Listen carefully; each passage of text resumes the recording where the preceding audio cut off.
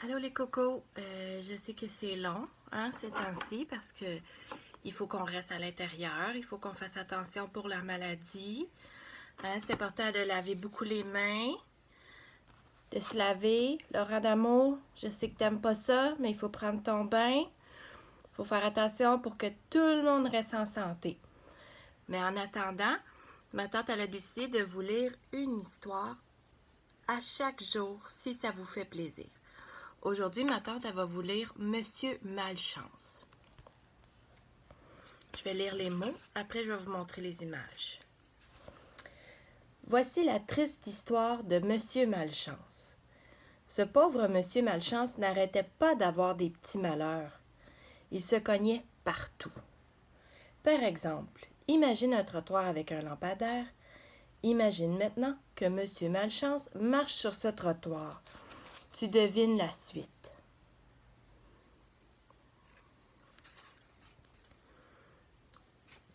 Ping! Oh, Monsieur Malchance, il s'est cogné dans le lampadaire. Chez lui, c'était pareil. Il avait pourtant une bien jolie petite maison, Monsieur Malchance. Mais voilà, même dans sa jolie maison, il n'arrêtait pas d'avoir des petits malheurs. Regarde la belle maison avec le toit rouge et une porte bleue. Par exemple, un matin, Monsieur Malchance s'aperçut que l'orage avait abîmé sa cheminée. « Il faut que je la répare, » se dit-il. Il alla chercher une échelle. Une très, très longue échelle. Regarde l'échelle. Elle est longue, hein?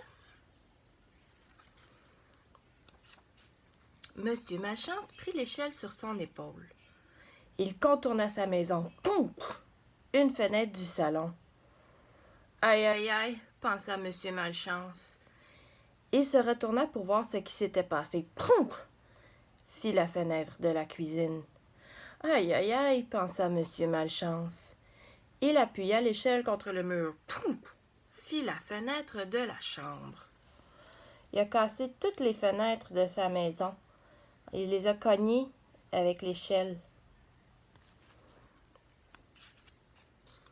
Lorsque Monsieur Malchance travaillait, c'était pareil. Il n'arrêtait pas d'avoir des petits malheurs. Il ne pouvait pas garder un emploi plus de 2 ou 3 jours.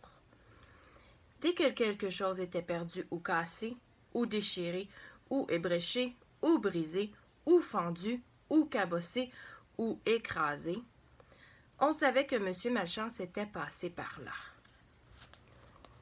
Monsieur Malchance, il faisait le ménage, je pense, parce que regarde, il tient une brosse. Par exemple, Monsieur Malchance travailla dans une ferme, mais il trébucha sur le chien du fermier et renversa le lait qu'il portait à la fermière. Le chat a bu tout le lait. Regarde le petit chien et le lait. Par exemple, Monsieur Malchance devint facteur, mais il se coinça le bras dans la boîte à lettres. Il fallut appeler les pompiers pour le dégager. Regarde, c'est son bras dans la boîte à lettres. Ça doit faire bobo. Par exemple, Monsieur Malchance devint receveur d'autobus, mais il tomba de l'autobus. Les voyageurs n'eurent pas à payer leur place.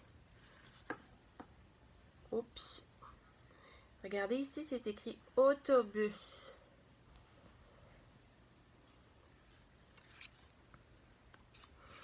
Par exemple, Monsieur Malchance devint charpentier. Ça, c'est le même travail que ma tante Annick et mon oncle Dom. Il tapa souvent sur ses doigts avec le marteau, mais rarement sur les clous. Et regardez Monsieur Malchance, au lieu de planter les clous bien droits, il les a fait plier.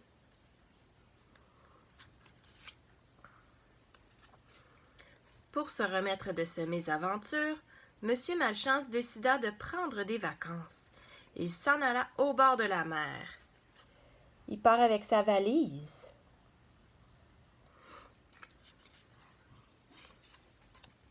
Pendant ses vacances, Monsieur Malchance eut encore quelques petits malheurs. Par exemple, il tomba d'un bateau et un canot de sauvetage dut venir le repêcher. Oh, il va faire plouf dans l'eau.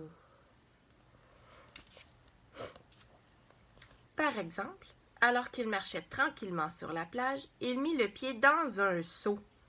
Il continua à marcher avec le pied dans le seau pendant des heures parce qu'il ne parvenait pas à l'enlever. Son pied, il est pris.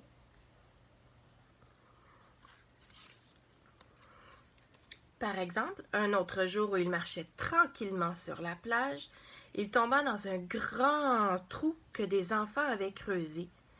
Il y resta toute la nuit en attendant les secours. Malgré ses petits malheurs, M. Malchance passa de bonnes vacances. Il eut même le temps de réfléchir au métier qui pourrait lui convenir. Et M. Malchance eut une excellente idée. Est-ce que tu le trouves, M. Malchance? Il est où? On voit juste sa petite main ici. Maintenant, M. Malchance travaille pour M. Avoine. M. Avoine est un agriculteur qui possède un grand verger. Un verger, c'est là que les pommes poussent. C'est là que travaille M. Malchance. Regarde tous les pommiers, avec plein de pommes dans les arbres. Les pommiers, on les plante dans les vergers et on fait pousser des pommes. Il cueille les pommes, mais il ne prend pas d'échelle pour grimper dans les pommiers comme le font tous ses collègues. Oh non! M. Malchance a une meilleure méthode. Tout simplement, il se promène. Et comme il n'a pas de chance, il ne tarde pas à se cogner contre un arbre. Boum! C'est M. Malchance dans le verger avec tous les pommiers et les bonnes pommes.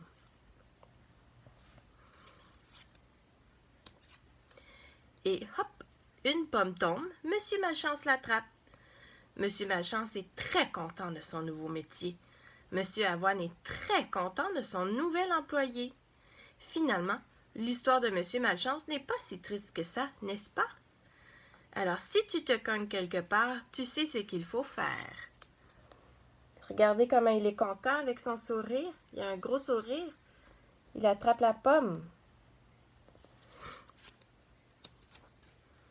Croque une pomme et pense à M. Malchance.